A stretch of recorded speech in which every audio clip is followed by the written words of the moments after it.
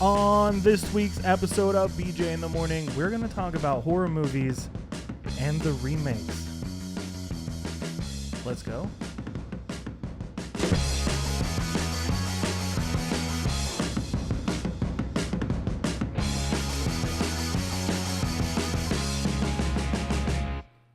Welcome to BJ in the Morning. I'm Brandon. That was not planned whatsoever. That was the best we've ever tried to. We try and it doesn't to say work. at the same time, and it doesn't work. We didn't try to say it at the same time, and it was perfect. What is that? It's just the vibes, man. Yeah, it's the vibes. It's been a while since we've been in the studio. It's officially October. It is October. And it's been October. It's officially fall. Finally. It's starting to get a little brisk. I have a long sleeve shirt on, but it was still kind of hot when you got here. Yeah. But when you leave, it's going to be... Perf. Yeah, it's going to be like 70. Yeah. This whole weekend's supposed to be 70s. Yeah. It's finally. We did Great. We made it. The sun's going down quicker. Thank God. No more... What time was the sun going down? Like 8:30? I don't know. It was way too late. It was crazy. Yeah. We need to stop. Stop it. Stop it. But yeah, the 100-degree cycle that we had, we finally broke records. Mm-hmm. And then we finally got out of it here in Arizona. We broke the sweat. Yeah. Yeah, it's been hot. We broke through the sweat. It's been real hot. But you know what else is hot? Scary movies. Scary movies. Talk about a segue. Yeah, we're talking about scary movies today. A couple scary movies. Not a ton of them. Just a handful. A handful of scary movies. The popular franchises. Yeah, some popular ones, some classics. Yeah, classics. If you will. If you will. If you won't. I will. Oh, I might. I will. I might. All right. But yeah, classic horror movies that got questionable remakes. Mm-hmm. And I say questionable because maybe some are good, maybe some are bad, maybe some are mid. Yeah. So we have a list. Do we want to go over the list, or should we just start jumping into it? We're just going to start. We're just going to start. Okay.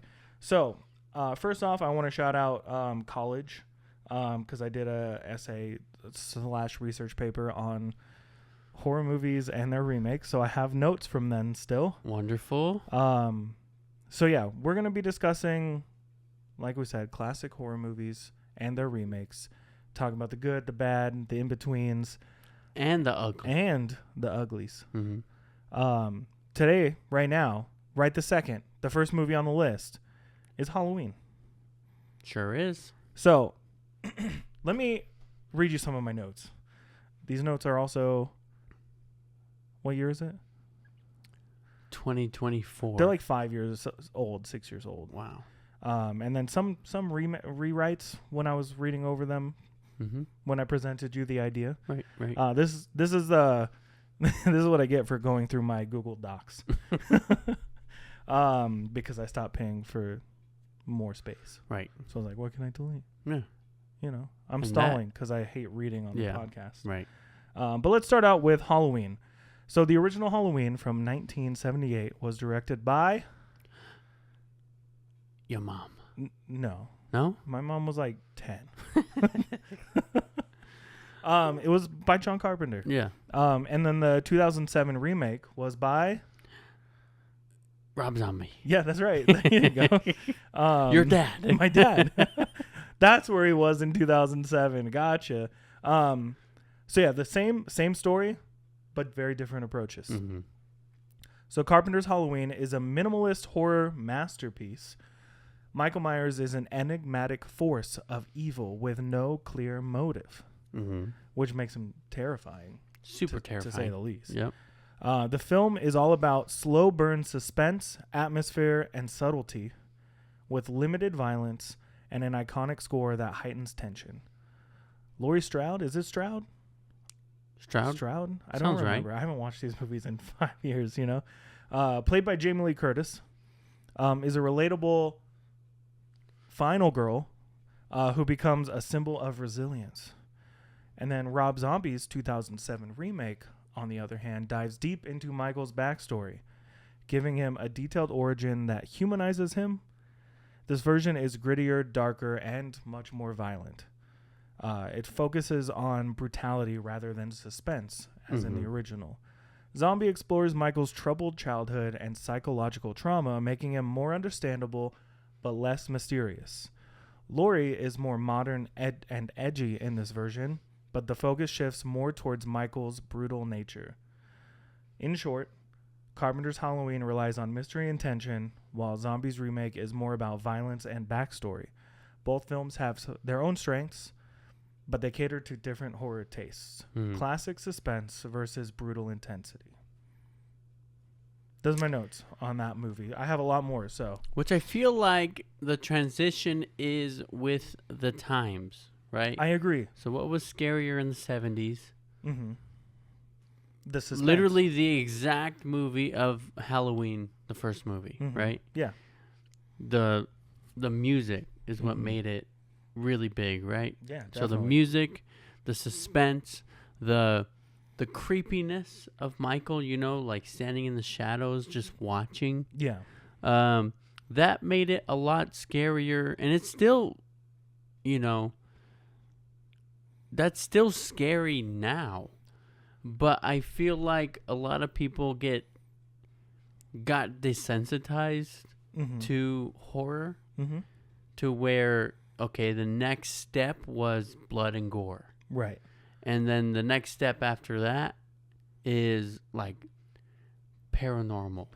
Yeah. And I think we even see a switch now, like in horror movies coming out now. I feel like a lot of horror movies of today, like the ones that we're enjoying, things like that. Sorry, my mic was just, I was hunched over. Did you see me? I was like really far forward. Horror movies today, though, I think focus mostly on like mental health and social status being scary. And I think a lot of that comes from the last 4 years or so. Just this uptick in mental health awareness, social statuses being something that people are scared of, and social media, you know. Yeah. But back, like you said, in the 70s, you know, we had the rise of serial killers, right? Like there's other, I don't have any direct like insight to the serial killers that were at large in this time. But like having a killer with no motive sounds scary as heck. That's just someone who wants to kill. Right. But like Rob Zombie said, let's give a backstory to Michael, why he's this way, this whole ordeal of the trauma and the past and why it shaped him into being a killer. Yeah. That's scary then too, right? Because it's, hey, this is somebody's fault. Right. And I understand that the Rob Zombie versions aren't, I guess, canon to the Halloween story from front to back. Right now. You know what I mean? But I feel like he could have added a little more continuity to it in a way that, like, okay, Michael, as a kid, was stabbing and killing and gutting, and then fast forward to the first movie, which came out forever ago, he wasn't stabbing, killing, and gutting. I mean, he was stabbing, but he wasn't killing and gutting and bathing in the blood. You know what I mean? Yeah, I mean, there's a shift in tone for sure, which I have notes on. Oh. Yeah. Oh. So lay it on me. The original Carpenter's Halloween is known for the slow burn suspense, as we mentioned before, and atmospheric tension. The film relies heavily on lighting, shadows, and the sense of Michael Myers' omnipresence to create a feeling of dread. So he could be anywhere at any time. That's pretty scary, right? And how he moves so fast. Yeah, he's there and then he's not. He's like the Flash. He might be. You think he can teleport? I don't know what's scary, if he moves fast or teleports. Moves fast.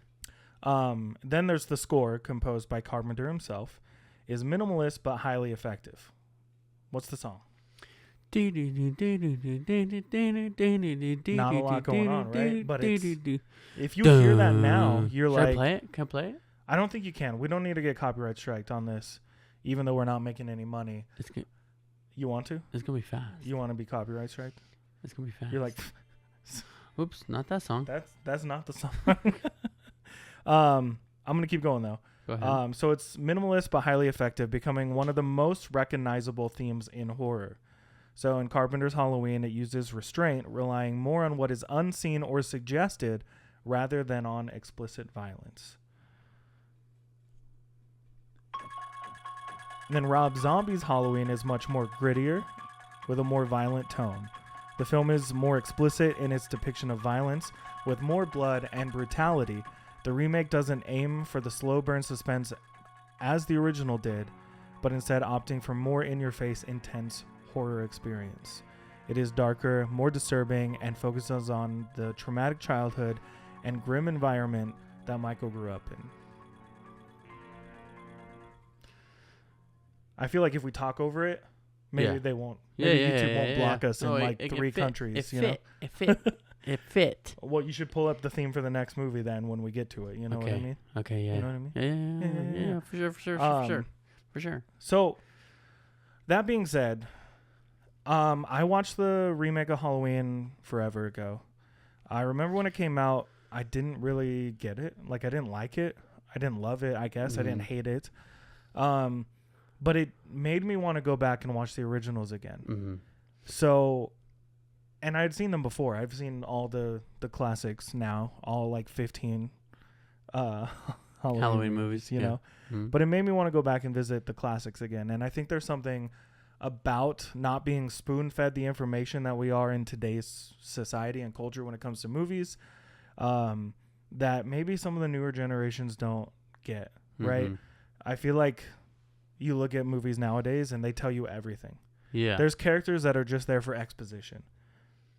Back in the 70s and 80s and 90s even, we kind of had to piece a lot of that together in our heads. And there's nothing scarier than what you can come up with in your head, I can come up with in my head, than what they could put on screen, right? Yeah. So I think the original Halloween, for me, is good where it's at. It should just be there, and we're chilling. I also just not a huge fan of the Rob Zombie remakes in general. So I remember really liking the movie because I do like to think about, where it all started. Mm-hmm. Because Michael and, Laurie is a teenager, right? Or late teen. Yeah, she's in high school. Yeah. Because there's a scene with the tree and him standing outside the window. Yeah, and Michael is obviously an adult, or no, younger than him, right? Her? Yeah, I mean, no, because if you're talking about the remake, Laurie's the baby, and Michael's the older brother. Okay, yeah. So, Michael's an adult, and it's kind of cool to me to go back and see where it started, and let that story play out, and kind of your brain just kind of fills in the gaps on what happened in between. But in comparison to the original, I personally like like the original so much more because of the suspense. Yeah. And there wasn't much suspense in the remake. Right, because it's that, especially in 2007 to like 2012 or so, we had a lot of rated R movies that were all gory, bloody, in your face. Think Saw, Hostel, things like that were like really popular at this time. So, yeah, I think we don't see a lot of those like gory horror movies nowadays, besides maybe Terrifier, which I still want to see the third one, even though I've heard people. Did you see it? No. Do you want to see it? Yes. We should probably see it. So they're only showing it in 2 theaters, and they're both in Phoenix. No, here. Oh, yeah? Here in Tucson, yeah. Okay. But maybe we're going to do that. It's only at 2 theaters. And the last time for Terrifier 2, people were walking out. Yeah. And I heard that for Terrifier 3, it's even worse. And people were walking out within the first 15 minutes of the movie. So we're getting off topic a little bit, but it's still on topic when you think about horror movies. When I watched Terrifier 2 at home, I had no problems. Yeah. You know, like nothing. I was like, oh, that's kind of gross. But I had no problems. Yeah. Did you watch it at home? Yeah. How did you feel? I had no problem. Right. So I mean, there were times I was like, oh, yeah. Oh. But also the amount of time that we've put into like not only studying movies but like how they do things, and think about back in the day when we were trying to make squibs. You remember, like, we were trying to make like pockets of blood pop in movies that we were shooting. Like, learning all that stuff, I feel like I'm totally desensitized to most gore. Yeah. But I can say there are, like, the most queasy I get is watching like ER shows. Yeah. Like when ER? it's not, no, but when it's not fake. Yeah. You know, if there's any kind of clip I see. Yep. of real blood or things like that, that's when I get, But anytime in movies, I'm sure, like, I don't remember a time getting queasy during a movie, but like anytime during a movie, I'm like, oh, that's just corn syrup and red food coloring. Yeah. Like, it doesn't, I don't know. It doesn't bother me. But I heard that Terrifier 3 gave out barf bags. Really? That were branded, you know, Terrifier 3. Oh, man. And I've heard that it's pretty insane. But we're not talking about that movie today. Yeah. I still want to see it. We should go watch it. I before Halloween. I'm a little nervous that it is that bad just because, but also how many movies just hype themselves up like that? Yeah. Oh, like Smile 2, they were doing a trailer where they have the cameras on the people and people were like... Yeah, but the first Smile wasn't scary. It wasn't scary at all. I didn't hate it either. I liked it for what it was. I honestly don't remember finishing it. The ending's kind of bullshit anyways, but we're not talking about new horror movies. Let's get back into this because I think I've been procrastinating because the next one on the list is Psycho. So you're gonna pull up that theme because it's so good. So yeah, let's talk about Psycho. I don't want to talk about the remake of Psycho, but let's start with Alfred Hitchcock's Psycho from 1960 versus the 1998 remake by Gus Van Sant. They follow the same story. A woman steals money, checks into a motel, and meets Norman Bates, but they differ in style and execution. The 1960 original is a black and white psychological thriller known for its suspense, iconic shower scene, and Hitchcock's masterful direction. It set the standard for horror and thrillers focusing on tension and subtle terror. The 1998 remake is almost a shot-for-shot color copy, but it lacks the originality and tension of the original movie. While it updates the visuals and adds more graphic elements, it was criticized for feeling unnecessary since it didn't bring anything new to the story. The original Psycho remains a classic for its groundbreaking approach, while the remake struggles to capture the same impact. I wanted to stop just to listen to the theme so bad because it is so good. The theme song to Psycho, the score of that movie is just great. Like, it adds to the tension for sure. It adds to the suspense. It does. It's like in your face and then it mellows out, and then it's in your face and then it mellows. And so that, I'm talking about the theme song, right? Mm-hmm. So you said it adds to the tension, and that's what I was thinking about when you were reading, was the tension between, first of all, the woman, Marion Crane. Marion, yep. Marion Crane. Mm-hmm. She steals what? $40,000? It's a lot of money in both sense, right? Mm-hmm. So she steals money from her job, drives off to go be with the guy that she's in love with, but she's married. Mm-hmm. So, or he's married. He's married. Getting divorced, going through the process. So she wants to run away with him, and she starts driving from Phoenix, Arizona, off to where he is, right? Mm-hmm. It's never really established. It's California, Oregon, somewhere around there. But she never makes it. Yeah. But the whole first quarter of the movie is about her escaping, right? Her getting out of Phoenix. And so if you've never seen this movie, mm-hmm. the twist of the whole thing. Spoiler alert. 70-year-old movie here. The fact that she doesn't make it to where she needs to be. It's not 70 years old. It's Anyways, pretty close. It's like 60 years old, man. Anyways. But yeah, so look, the fact that, she's trying to get away, this cop is following her. There's always someone in the back. She's going to get caught, or something's going to happen on the road, or whatever. Mm-hmm. She stops at this hotel. She has dinner. Motel, sorry. Holiday.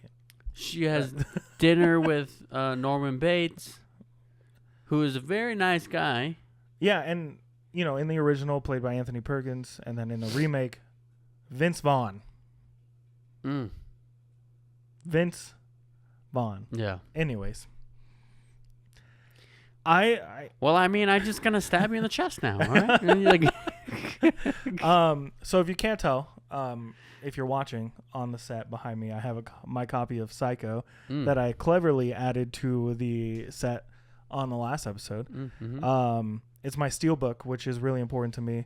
I have like 6 copies of Psycho, all different variants. Mm-hmm. Anyways, Psycho's like my favorite movie of all time. There's something about it we've talked about in the past that just gets everything turning in me. If I watch it, I want to make something immediately. Yeah. But in the original, like you said, it's 1960, black and white.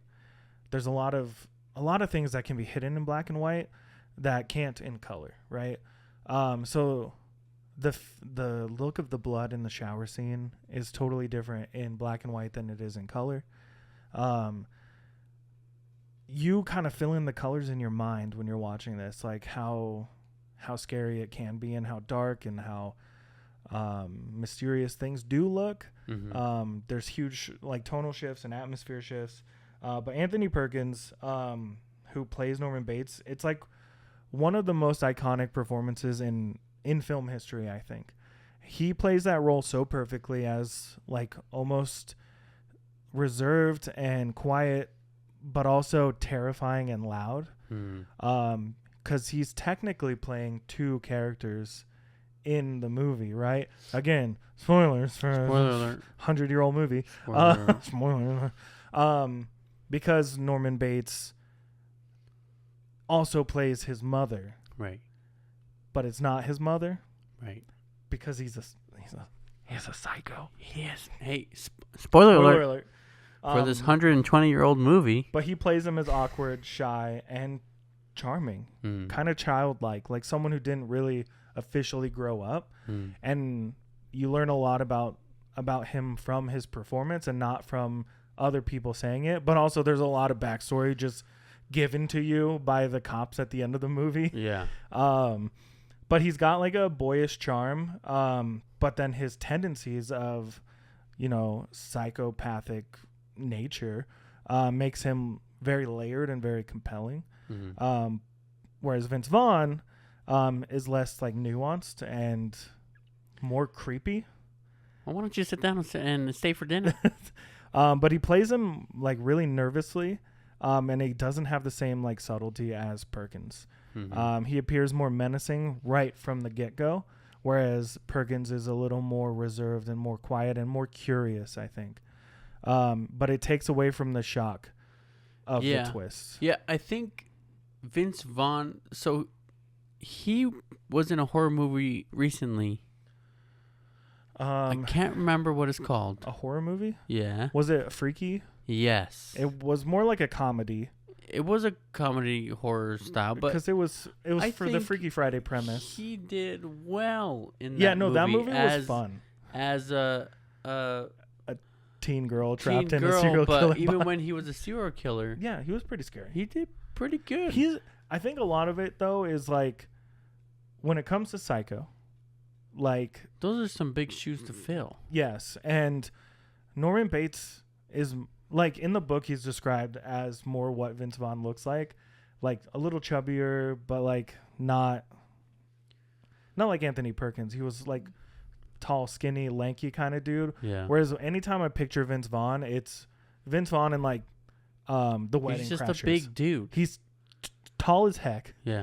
He like really like I don't want to say he's big, but you know what I mean. Like he's just a big person. Thick. Not even that per se, but you know what I mean. Like he's just I know what you mean. He's big personality, big person overall. Yeah. And it just doesn't seem right for the role. Right. But that's just me. Right. But I just love Psycho, so. I mean, I think you should get in the shower now so I can stab you. Speaking of that, do you want to compare the shower scenes before we move on to the next ones? No. No? So what I wanted to bring up what I wanted to bring up first. It was a perfect segue and you ruined it. What I wanted to bring up first was the fact that you mentioned it was shot for shot and that people did not enjoy that it didn't bring anything new to the table. Right. But then there's also both sides of that story for the fans, right? So fans, you can make a remake, and if it's not the same or if it's not similar, if it's too different. If it's too different, they get upset. Yeah. Like, for instance, Mulan. Yeah. Zero singing. Same story. Yeah. No singing. Where's the singing? Where's the singing? But on the other hand, some people will see a movie shot for shot and then get upset that it's not different. Right. But at that point, it's more of like both ends of the spectrum are feeling unnecessary. Like, why wasn't Mulan just a different story then? But like, I think Mulan might be like a weak comparison to like Psycho because it's still the story of Mulan. Yeah. Right? Just not the Disney songified version of Mulan that we grew up with. That we know. Yeah. I'm trying to think of something that like drastically changed the format of the original, but nothing's coming to mind. But I know what you mean, right? Yeah. It's like both sides seem unnecessary. It's like, why couldn't you just make a new idea then? Why did you slap it on there? Like the thing that just popped in my head was 10 Cloverfield Lane. Yeah. Where it's like, oh, you just made it a Cloverfield thing at the end. Yeah. Right? Like, it's not a remake, I get it, but it's still like, it was unnecessary. Yeah. That movie was so good until that end, right? Well, it didn't need to be a Cloverfield movie at all. Right. And then there's Psycho, shot for shot, where it's like, why did you do this? Because it didn't need to be done. Yeah. But then I think of Bates Motel, like the show. Did you watch that? Yeah. I enjoyed learning that aspect of Norman's life up until the last season where they just did the movie Psycho as a season, basically, right? Yeah. And it felt weird, but it made sense, you know? But then there's... So it's spreading out the story, right? So you can add a lot more detail when you have more time rather than an hour and a half, 2 hour runtime. Which I liked. But then there are people who are watching Bates Motel who probably, and this happens, have never seen Psycho. A lot of people, actually. So I think it's important that they explain what happens in the movie in the show. Yeah, no, and that makes sense. Yeah. But yeah, having the shot for shot, like, in color remake, it... And in Bates Motel, I really love the shower scene. The shower scene. Oh, see, and now I have a segue to another one, though, before the shower scene, which is the cinematography. That's when you say, no. No. No, Juan. No. But yeah, in the original, Hitchcock used black and white cinematography as a conscious choice that enhanced the film's mood and helped circumvent censorship issues related to violence and nudity. So it was a choice to be black and white. The high contrast lighting, shadows, and strategic camera angles created a sense of paranoia and suspense. And it also used innovative techniques like the famous crane shot in The Staircase. Do you know the one I'm talking about? Where the guy's falling down the stairs and it follows him down? Whereas the 1998 film, shot in color, loses some of the visual power that Hitchcock's black and white aesthetic provided. Van Sant copied Hitchcock's camera angles and composition, but in doing so missed out on making his own stylistic contributions. The color and modern cinematography detract from the eerie noir-like atmosphere of the original, making the visuals feel more conventional and less distinctive. Yeah. I think just based on time, we should move on to the next one. Sure. Which is Friday the 13th. I'm talking slower so Juan can pull up the music for Friday the 13th from 1980 and its 2009 remake. They're both in the slasher film category and revolve around a group of young people being stalked and killed at infamous Camp Crystal Lake. I was waiting for the thing, you know? While they share some basic elements, they differ in terms of plot, tone, pacing, and the portrayal of the iconic killer. That's what I got. Jason Voorhees. Well, it's different in both. Right. Nice. So yeah, the biggest thing that stands out between the original and the remake is the killer. For all you listeners out there who have paid attention and know me, the question, the favorite question is, who's the killer in Friday the 13th? As we established in the beginning of Scream, it's Jason's mom. But in the remake from 2009, who's the killer? Jason Voorhees. Jason Voorhees. So they just completely scrapped like the mother being the killer. But I will throw out there that the remake is not a reboot. Right. Is not necessarily. Let me rephrase that. It's not necessarily a remake. It was supposed to be a reboot. And it's more of a remake of the sequel then, you know? Yeah, so they didn't go back and do the whole Jason's mom. Mm-hmm. They didn't do Stacy's mom. They didn't do... Stacy's mom has got it going on. So but they didn't do... for instance, Jason did not... You have headphones on. You're having headphones on. Yeah. It's okay. For instance, Jason didn't get his mask until the third movie. Right. So the first movie was... Does he have like a sack on? The first movie was just Jason's mom. Right. 100%. You never see the killer.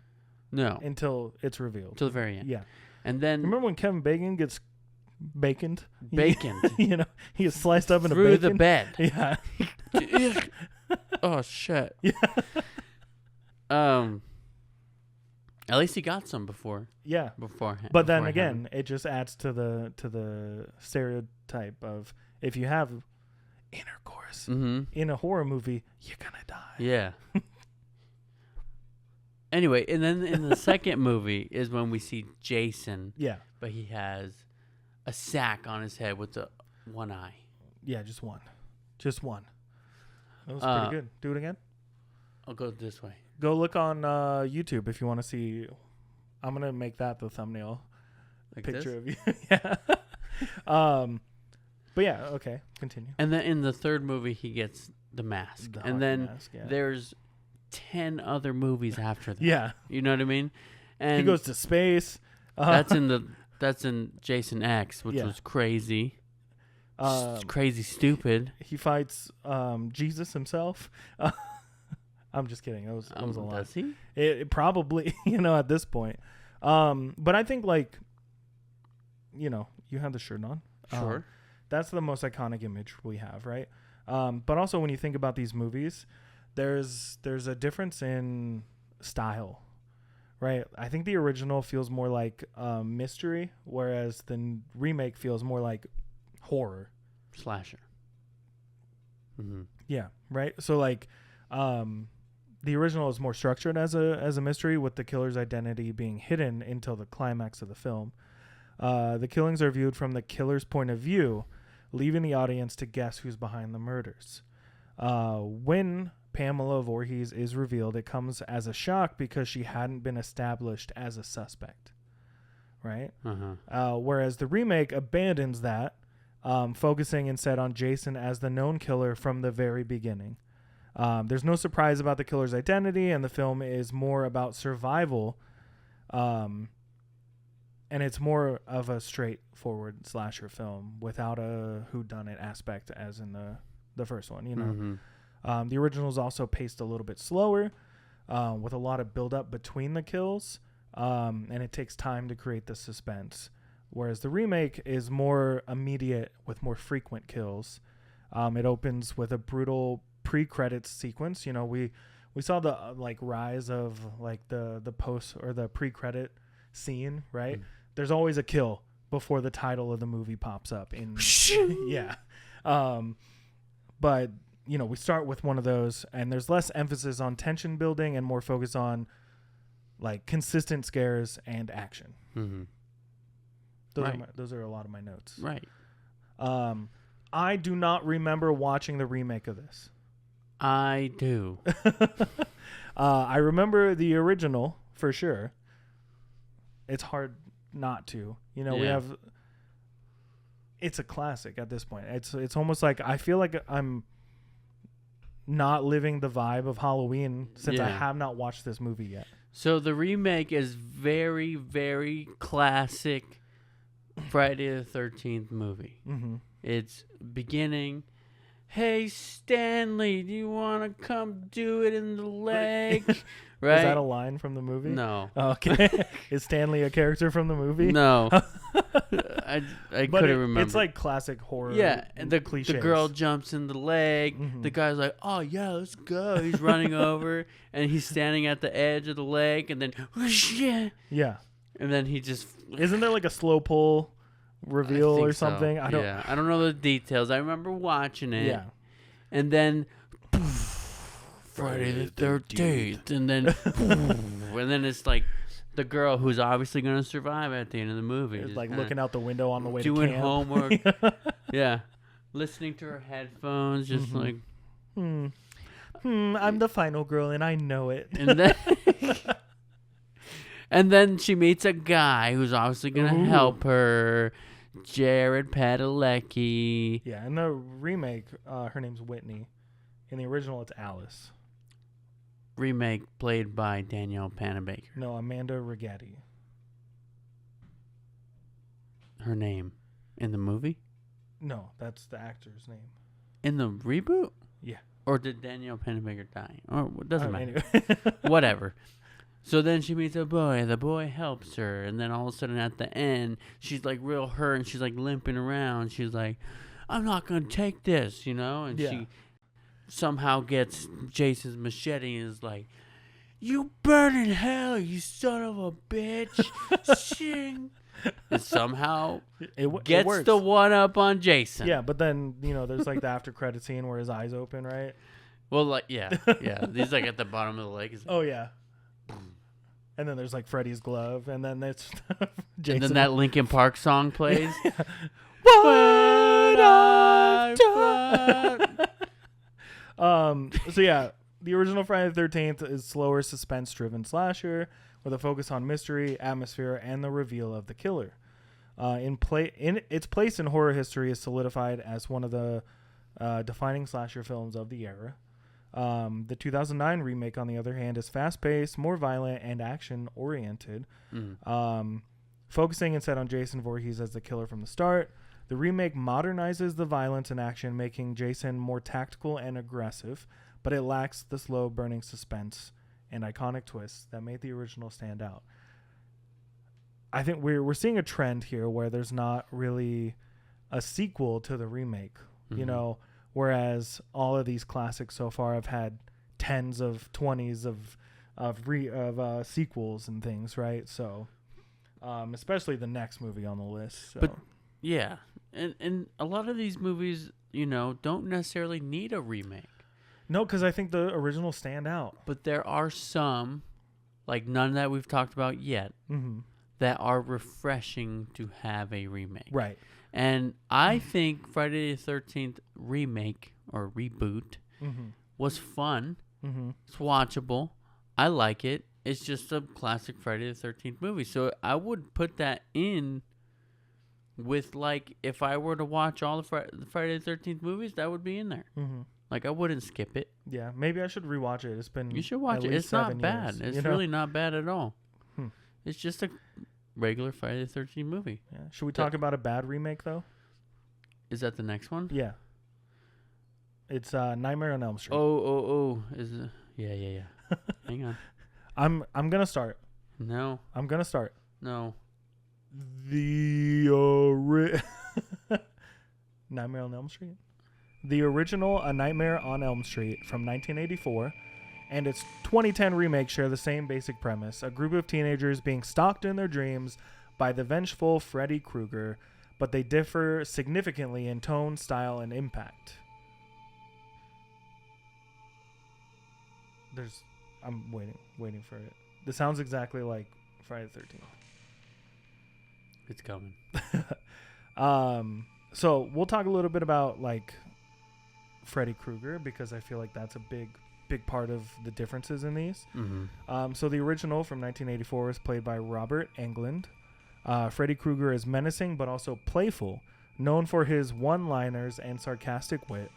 While terrifying, Englund's Freddy has a personality that blends humor with horror, making him an iconic horror villain.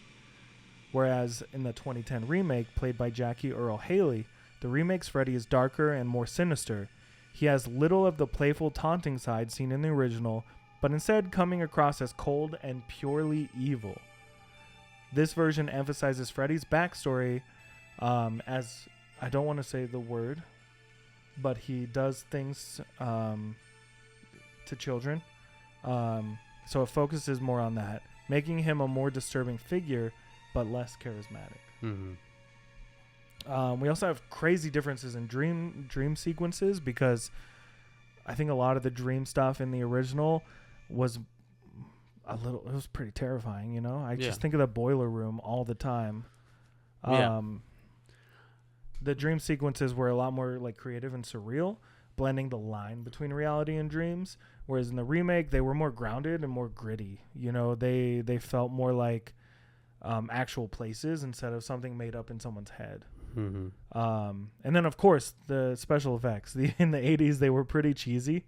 Yeah. But they work for the time, right? We saw a lot of like stop motion and things like that in the 80s, and there's a lot of it in Nightmare on Elm Street. But then the remake, CG. Even Freddy is CG. Yeah. You know, and I, for one, hate the look of Freddy in the remake. Yeah. It's not. It's horrible. It's gross in the worst way. Yeah. You know? So, but in the original Freddy's backstory, he's a child murderer who was burned alive by the parents of his victims.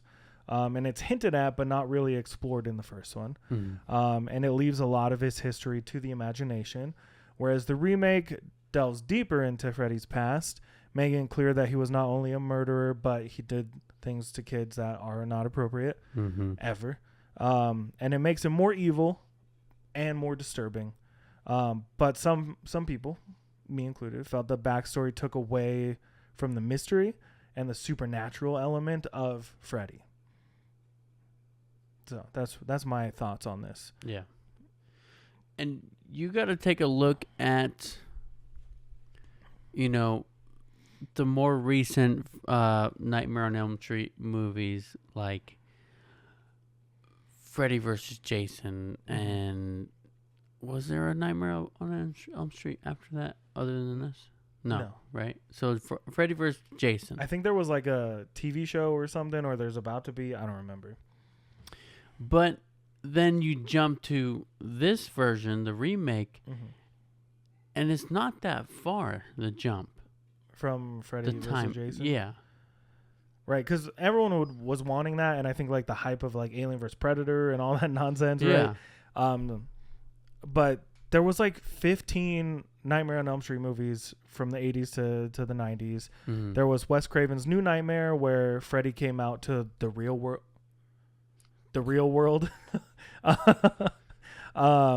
And was like stalking. It was like Scream meets Nightmare on Elm Street. Yeah, the girl was a actor, and they wanted her to make a movie on what happened to her with Freddy in the past. And then Robert Englund is in the movie, not as himself, not as just Freddy, right? And yeah, that one was freaking nuts, honestly. Yeah. It was weird. But it was cool. It was cool, yeah, for what it was. But I'm talking about Freddy. I'm talking about the prosthetics. I'm talking about the vibe and the feel. The time difference is not that big, so I feel like it wasn't an issue of they couldn't do it. the way everybody liked. Right. They chose. Consciously chose. Consciously? Yeah. Chose to change it drastically. Yep. And to change the dream sequences to like I wake up in the boiler room, but it's not the boiler room. Like all this crazy shit is not happening. I'm just being chased by a man with fingers. Yeah. You know? Yeah. I tried watching this honestly recently, the remake. It's horrible. And I couldn't get past the first like 30 minutes. It's not good. It wasn't necessary. Nightmare on Elm Street is one of those series that gets wilder every single movie. It gets crazier. It gets more insane. Like in the weirdest shit happens in these movies, but the original is scary. Yeah. Even with Freddy making jokes and being sarcastic and witty, I just think the original is creative. You know, it's more suspenseful horror, and it balances like the surreal and dreamlike horror with the villain. Yeah. And it became a classic because of its unique premise.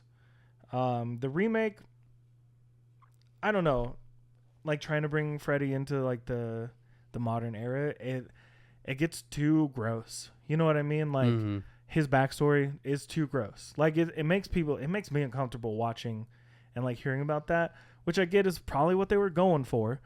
But like, I don't want to watch a movie about that guy. You know what I mean? Right. Like, yeah. There's a lot of other movies that handle that situation a lot differently. But I do feel like being so dark and so gross, to be honest, is just, it doesn't hold up at all. Yeah. It makes it unwatchable to me. I'd rather the campy B-style, low-budget stuff from the 80s. I think it's scarier. Yeah, same here. Same freaking here. I think we got 2 more movies on the list. We do. The next one is a huge one, and it's Evil Dead. So the original Evil Dead from 1981 and the 2013 remake share the same plot, basically. A group of friends unleashing demonic forces in a cabin, but they differ greatly in tone and style. So the 1981 version, directed by Sam Raimi, low budget, campy, over-the-top gore, and really dark humor. Its practical effects and absurdity gave into its cult status, and it doesn't take itself too seriously. Bruce Campbell's character, Ash Williams, became an iconic figure. And in the 2013 remake, it takes a darker, more serious approach. It's grittier with intense gore and a focus on psychological horror, stripping away the original's humor. The characters were given more depth, especially Mia, who's a recovering addict.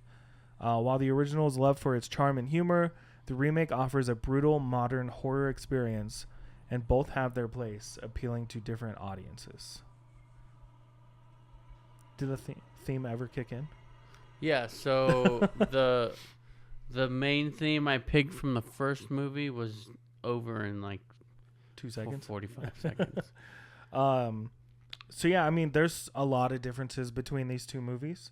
Evil Dead and Evil Dead 2 are pretty much the same movie differently. And then the remake of Evil Dead is definitely a modern horror movie. Yeah. I watched this one recently also, and it still holds up to me. It's scary. The original still holds up to me. I love watching the first 2 Evil Dead movies. But like you said, all the Evil Dead movies are great. But like you said, the comedic elements in Evil Dead. Yeah, the dark humor. Like it's almost like it's not funny. It's just that it didn't take itself serious. Yeah. And it's so gross sometimes. Sam Raimi's great at this, right? It's like taking something and just like shifting it a little bit where you're like, haha, that's so gross. Yeah. I think of like not only Evil Dead, but we have those scenes in Spider-Man where they're like super insane, like Green Goblin stuff, but also at the same time, like that's just a guy in a suit that's so dumb. Yeah. Or Drag Me to Hell. There's like the old lady vomiting all over the place. You're like, that's so gross, man, but I can't stop watching it. Yeah. Or Multiverse of Madness. Same stuff, right? Where it was like, that's kind of gross, but I'm kind of digging it. Yeah. Like that's Sam Raimi's style, right? It's like, you laugh because it's so over the top. Yeah. But if it was dialed back just a tad bit, you'd be like, ugh, Yeah. gross. But I think it just nails it. Like, and Bruce Campbell, Great. fucking solid, right? He's great. Like, yeah. the whole time. I think the differences between the remakes and the original, though, make it almost a completely different movie. You know, it's the same story. Yeah. The Necronomicon. The fact that it is the same story, and it's almost, I want to say pretty close for beat, but the style is so drastically different. Yeah, it's that it is just, it's like a good old Kraft cheese, grilled cheese. You know what I mean? I get it. Where it's like really crunchy on the outside, but then it's like creamy and melted in the middle. Oh. Yeah, I mean, you have the difference in tones, right? Like the over the top, campy, low budget charm that the first one has. Whereas the remake's much darker, more serious. And it removes the campiness and it focuses on the like brutal, visceral humor, right? So you're like seeing a lot more go on. It's a little more intense and it feels more demonic, right? I think the focus in the original being like demons, demons were like jokers, right? Like causing a scene and like being annoying and like I think it's in the second one more, but like the deer head, you know, like just like freaking out on the wall. Yeah. But you know what I really want to see? I want to see, you know how, you know, there's theories and there was also confirmation from Sam Raimi himself saying that the necromancer, right? Necronomicon. Necromancer. I'm thinking of D&D. I don't think it's the Necronomicon. Thinking of D&D. I forgot what it's called. It's basically the Necronomicon. I just think of that scene in Whitest Kids You Know where they're like, what do you guys do? It's like, we got the Necronomicon. And like, I don't know. You know what I'm talking about? You don't know what I'm talking about? No. Anyways, keep going. But every movie, it's a different book. Kind of. Right? I'm trying to remember what it's called without looking it up, and I am not getting it. So, anyways. Necronomicon. I'm probably right, and I'm just like overthinking it. I want to see now I want to see the history of the Necronomicon. Yeah. I want to go back. How did those books get created? How did those books become so no? You know what I mean? Yeah. No, don't read.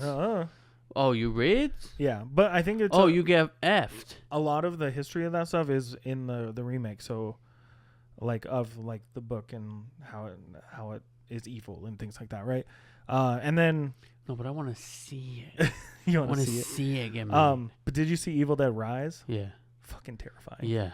Like so good. Yeah. But like same book. Right. Same book. From Evil Dead 1. The remake. Yeah. Evil Dead Remake 1. Rise.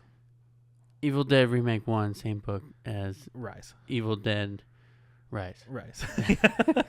But yeah, I loved Evil Dead Rise. I love Evil Dead. The original, like we said, it blends camp, gore, dark humor, and became a horror comedy, basically. Whereas the remake is a straight-up horror film. It amps up the intensity and realism, focusing on brutal scares rather than laughs. Both versions have their strengths for sure. Fans of the franchise appreciate the original for its creativity and fun, while the remake appeals to those looking for more serious modern horror that continued into Evil Dead Rise. And if you haven't seen Evil Dead Rise, watch it. It's perfect for Halloween season. It is. I'm going to go watch it right now. Well, we have one more movie to talk about. Which is? The last movie on the list. What is it? It's... Was that the title? No. Oh. Anyways, I'm going to start reading. Hang on. I'm going to start reading, dude. We can't leave people who are doing an audio-only podcast to be here in silence. It's it. What is it? So yeah, the original It from 1990 and its 2017 remake. It, also referred to as It Chapter 1 for the remake, right? They're both adaptations of Stephen King's novel, While they share the same core story about a group of children battling the terrifying entity known as Pennywise the Dancing Clown, they significantly differ in tone, style, characterization, and execution. So yeah, the main, like the huge difference, like right away when you look at these, right, is that the original was a 2-part TV miniseries from the 90s, right? It aired on TV. Can you believe that first movie being on TV? That's crazy. The story alternates between the past, where the main characters are children, and the present, where they're adults. It follows a non-linear narrative showing both kids and adults' experiences with Pennywise. Whereas the remake, directed by Andy Muschietti, I don't remember his name. The 2017 remake focuses solely on the first half of the novel, where the characters are children. But part 2... I wrote this before part 2, though. Right. But yeah, part 2, chapter 2.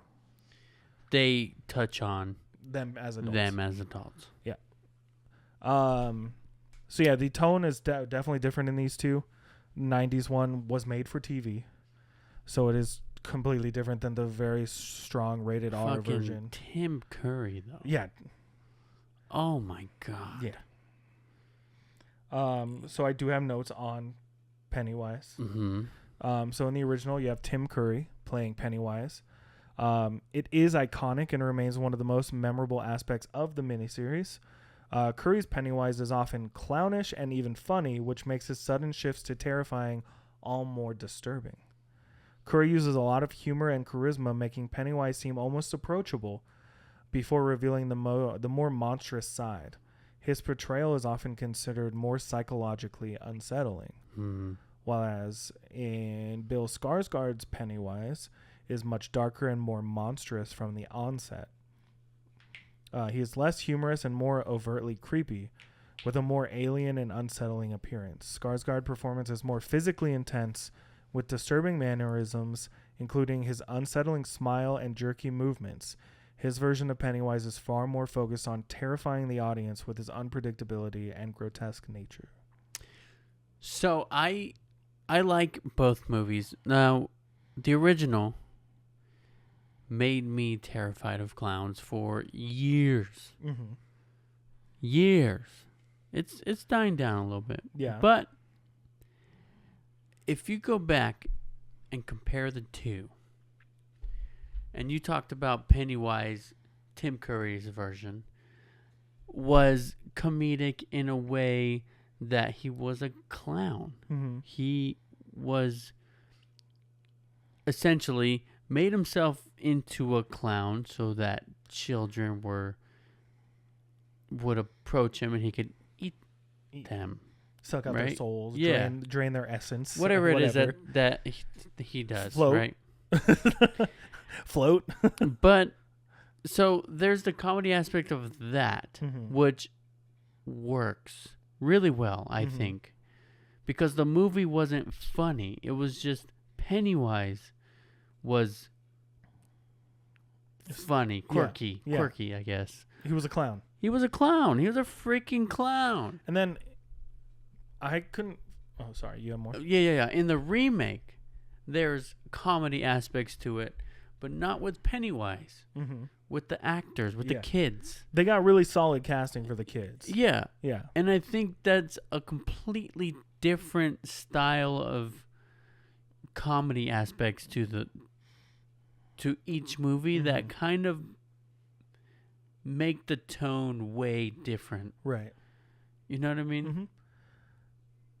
I want to say like the first one, the original, it was 50 years before then, right? So it took place in the 50s?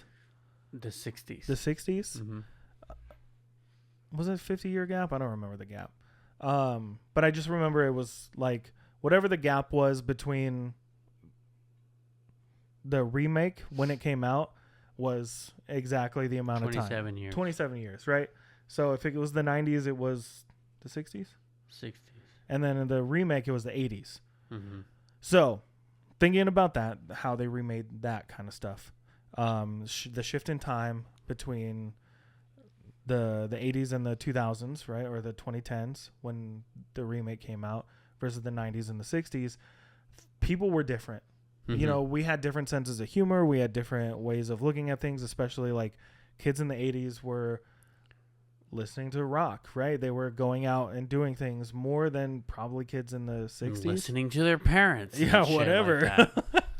Like but I do think like the era was a little more outgoing, a little more like into like the being vibrant, right? You know, being outspoken and being loud. I really like the dynamic of the kids in the remake.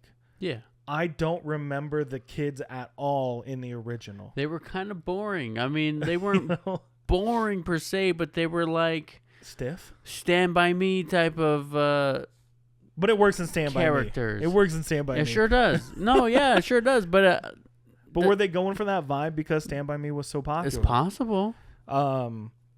But the switch. Don't get aggressive. No, I'm just all saying, right. I'm just making sure everyone knows that we like Stand By Me. We're just saying that's the vibe of the children actors we're getting. But do you think that Bill Skarsgård Pennywise was probably more in line with your fear of clowns when you saw it in the 90s, or like when you saw the original as a kid?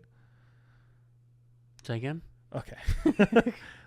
Scratch that, rewind it. Let's go back again. Do you think Pennywise in the remake was more in line with your fear of Pennywise from the 90s? Sure. Right? Like, yeah. You know what I mean? Yeah. Like, that's the scary clown that you had nightmares about. That you're imagining, right? Whereas Tim Curry, sorry to say, I see Tim Curry when I see Tim Curry as Pennywise. He's goofy, silly, he's a clown. I wasn't afraid of him.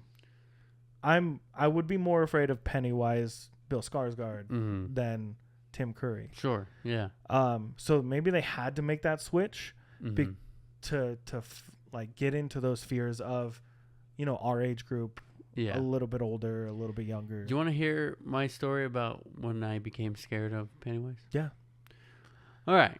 Story time. Story time. Then we're gonna end the episode. I was 3 years old. 3. What year did this movie come out? 1990. 1990. So I was 3 years old. This is 1996. No, 5, 6. Right. You're in the middle. 1995. You're in the middle there. So depends on the time of year. Yeah. 1, 2, 3. Anyways. So I was 3. My parents put me to bed, and they said, "Good night." You remember this? No. Oh. This is what I've been told. Okay. Okay. They put me to bed. Good night. Okay. Good night.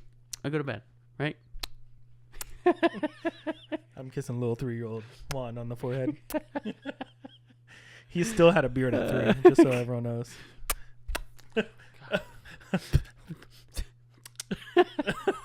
Anyways, keep going. All right. I get put to bed. My parents start watching It. They're watching what? It. What are they watching, though? It. Okay, but you said that, but what are they watching? They're watching It. We should have done this at the beginning. It would have been funnier. Keep going. And so I get out of my bed. I go outside. And a little sippy cup of juice. Start peeking around the wall because I was a little nosy fuck. And it was right at the beginning when Pennywise has the scary teeth. And he's getting Georgie. And he goes with the teeth and the you know. And the ginseng and the honey.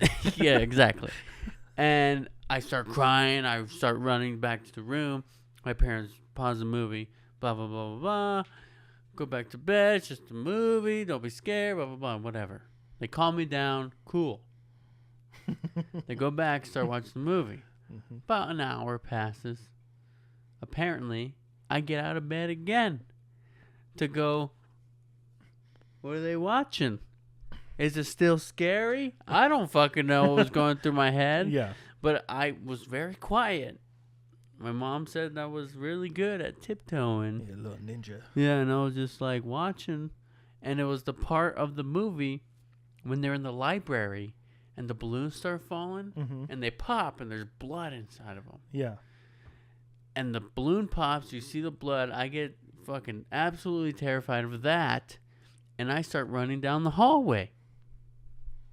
Well, that day we went to the zoo, and at the zoo I got a balloon, and I kicked the balloon, and it popped in my face.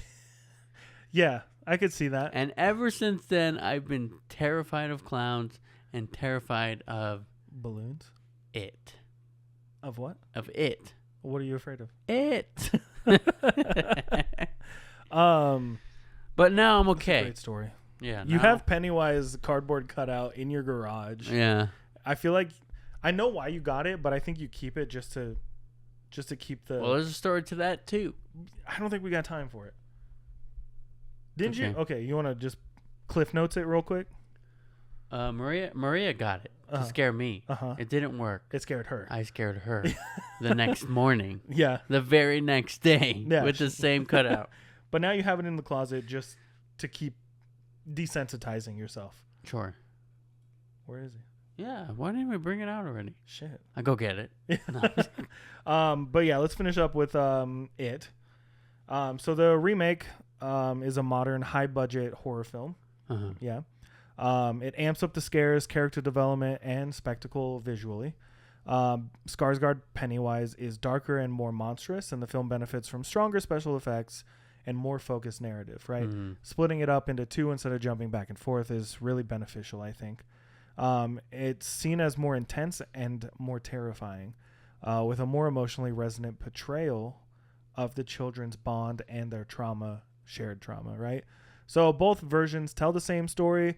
The original emphasizes psychological horror and nostalgia, while the remake focuses on modern horror tropes and a more immersive and intense experience. The 2017 version stands out as scarier and more polished and more adaptable for most modern audiences. Thank you for coming to my TED Talk on horror movies and remakes that I wrote in like 2018 or something. Please donate to the Patreon. I think it was before the sequel came out for It that I did all this stuff. So we were supposed to make like a video essay, and I changed the subject halfway through. Nice. Yeah. But here we are. We did it. We don't have a Patreon, by the way. We haven't asked anybody for any money. But if you want to donate any money, don't. We need. Don't. Papa, you take that. Papa needs new shoes. You take those $5 and you shove it up your ass. No, don't do that. No, don't do that. Don't do that. Don't do that. Keep the $5. You take the $5 and you go buy a McFlurry. You can't afford it with $5. No. No. You take the $5 and you get a Coca-Cola extra ice. Yeah, I think at McDonald's. Why extra ice? I don't know. That's how Maria orders it down. You get less Coke. I get light ice. She gets extra ice. She gets my extra ice. You know the ice in mine, just half it into hers. Anyways, that was us talking about horror movies, and they're we kind of lost track of talking about if the remakes were better or worse, or if they I guess it doesn't really matter. It's like really up to. It's up to you. Yeah, it's up to you. Let us know in the comments down below. Let it snow. Let the balloons pop filled with blood in the comments down below.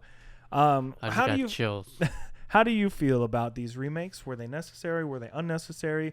What remakes stand out to you as maybe superior to the original? Or if there's a remake that we didn't talk about that is your favorite or not your favorite. Yeah, let us know.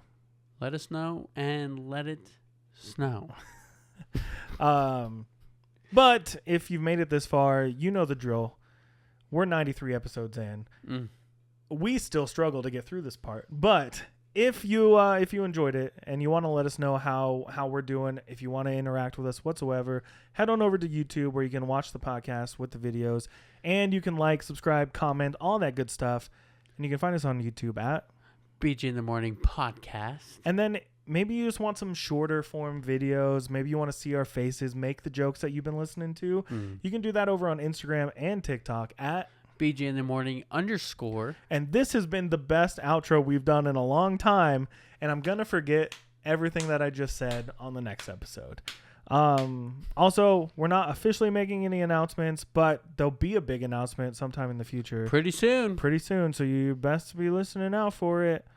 You better pay attention. Yup. It's going to be there. Yup. Big announcement. Yup. I mean, is it big? It's pretty big. It's pretty fun. Is it going to be fun? It's big. It's a big one. No one made it an hour and 10 minutes into this podcast, so maybe we should just end it now. Whatever did. Thank you so much for listening to BJ in the Morning. I'm Brendan. And I'm Juan. And we'll talk to you next time. Insert scary Pennywise jump scare here.